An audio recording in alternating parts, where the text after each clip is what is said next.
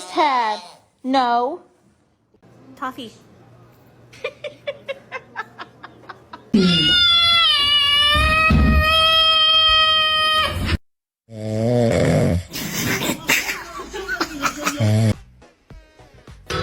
In nomine Patris et Filii. You got a good hold over? Yeah. Mr. Chief, face the camera.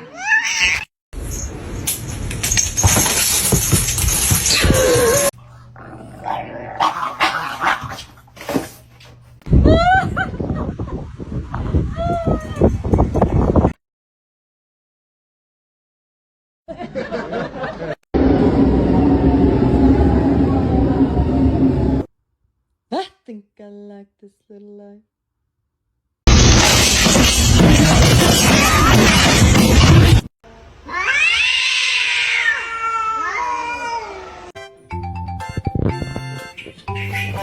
Oh!